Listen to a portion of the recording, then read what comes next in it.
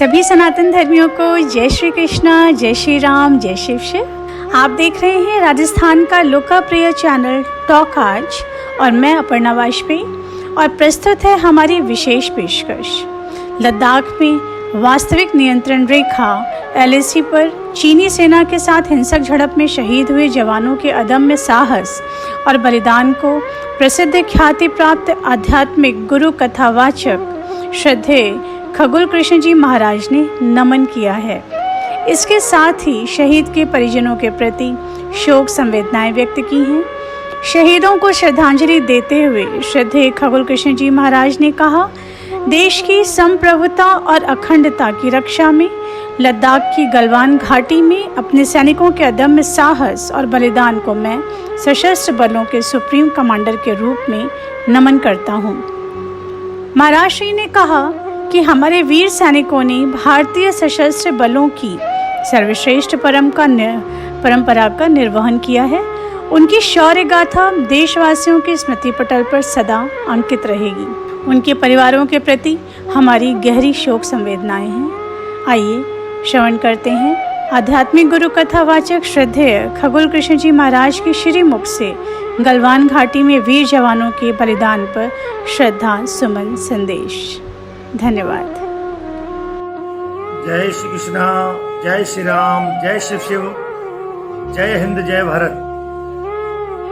सभी सम्मानित आदरणीय देशवासियों को मेरा सादर नमन, सादर जय श्री कृष्ण। आशा है बंधुओं आप सभी कुशल हैं और अनलॉक 1 के इस काल में आप सभी बड़ी कुशलता से वैश्विक महामारी कोरोना के जंजाल से निकलने की पूरी कोशिश में तल्लीन है और भारत देश इस भीषण संकट से निकल भी रहा है। लेकिन कहते हैं कि जब वक्त मुश्किलों भरा आता है तो एक समस्या का हम जब संपादन कर उसको निपटारे की ओर ले जाते हैं तो तुरंत ही दूसरी समस्या का जन्म हो जाता है और जब दूसरी समस्या को समापन की ओर ले जाते हैं तो तीसरी प्रकट हो जाती है। ऐसा कुछ समय की एक नियति का काल का एक वर्ग निर्धारण तय है, जैसे कि भगवान श्री कृष्ण के साथ हुआ जब तमाम कंस के भेजे हुए पूतना से लेके बकासुर और तमाम राक्षसों को वध करते हुए जब कंस को का वध किया, उसके बाद सारी चीजें सही होने को लगी तो जरासंध पीछे लग गया और एक बार नहीं, 2 बार नहीं, दर्जनों यानी 17 बार आक्रमण किया। तो एक नियति के काल है, परम काल शोभनम। जो काल जो चाहता है वही होके रहता है। ऐसे ही हमारा भारत देश इस समय कोरोना के संकट से जूझ रहा था, तभी पड़ोसी देश ने सोचा कि हम आक्रमण कर दें तो ये ऐसी परेशानी में हमसे समझौते की बात करेंगे, हमारे सामने झुक जाएंगे, हमारे सामने गिड़गिड़ाएंगे, हम जो चाहेंगे वो होगा। ऐसी हमारे पड़ोसी देश चीन की और पाकिस्तान की कूटनीति चली। उधर चीन ने पाकिस्तान को आश्वस्त किया कि हम तुम्हारे साथ हैं, जैसा कि चीन हमारे साथ में बहुत वर्षों से करता रहा है और इतिहास गवाह है कि 1967 के बाद भारत ने अपनी मर्यादा में रहकर के चीन से हमेशा मैत्री भाव रखा और 67 के बाद कभी भी गोली नहीं चलाई। लेकिन आज भारत को धोखे में रख करके हमारे गलवान घाटी में भारतीय नियंत्रण सीमा LAC को पर कार्यरत उन निहत्ते भारतीय सैनिकों के साथ में जो इस चीन ने दुस्साहस किया है, उसका परिणाम इसको भुगतना पड़ेगा। और शास्त्र कहते हैं तो कोई किसी को धोखे से वार करके उस पर प्रहार करता है करे या उसकी हत्या कर दे तो जिसने ऐसा कुकर्म करने का प्रयास किया तो प्रकृति उसको उसी तरह दंड देती है। तो चीन को भी अब अपना परिणाम भुगतने का समय आ गया है। हमारे भारतीय जवान शहीद हुए, हम इसका बदला लेके रहेंगे। हमारे सारे मिलिट्री फोर्सेज के जवान मुस्तैद हैं, भारतीय सीमा पर अलर्ट है और भारत सरकार ने भी आदेश दे दिया है कि अब गृह मंत्रालय से कोई भी निर्णय लेने या पूछने की जरूरत नहीं है। यथास्थिति जहां आपको लगे आप अपने अनुसार अपना निर्णय ले सकते हैं और कदम उठा सकते हैं। लेकिन दुख का विषय यह है कि हमारे देश के भारतीय नौजवान, हमारे रणबांकुरे 20 शहीद हो गए। उनके परिवारों में शोकाकुल है, गमगीन माहौल है और हम लोग कल्पना भी करें तो बड़ा असंभव है कि उन माओं के लाल गए,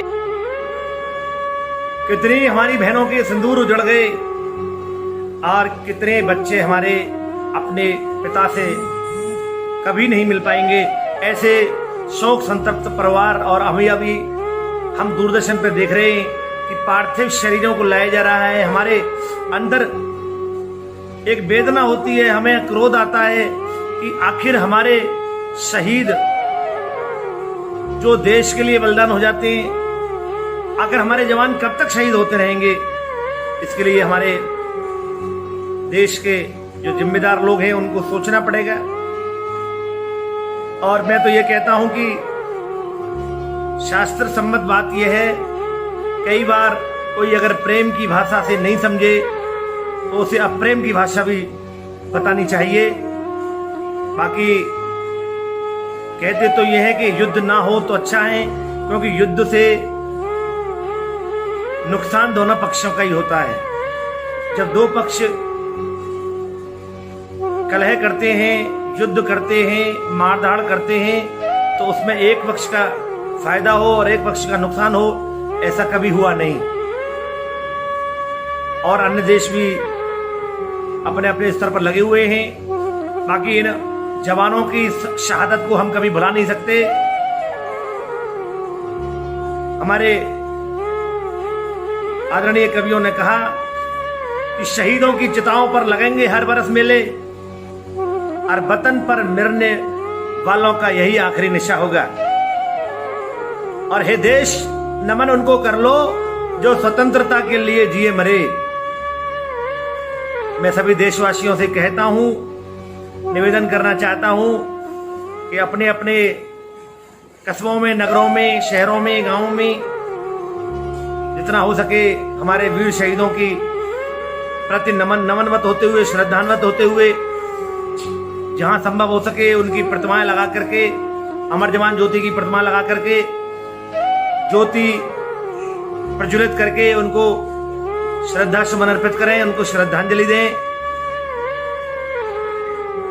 हमारे वीरों की का हमारे तरफ से यही एक बड़ा सम्मान है। और कहते हैं कि जब वीरों की गाथाएं हम गाते हैं तो हमारे अंदर स्वतः ही राष्ट्र प्रेम जागृत होता है और होता रहेगा।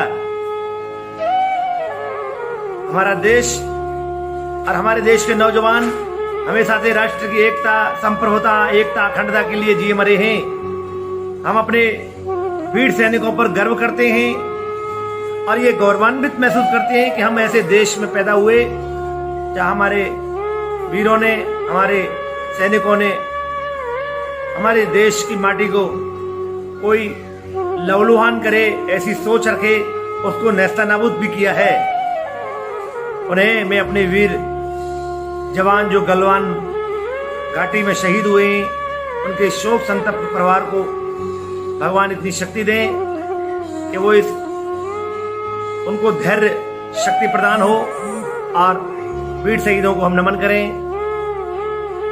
जय हिंद, जय भारत, ओम नमो नारायण।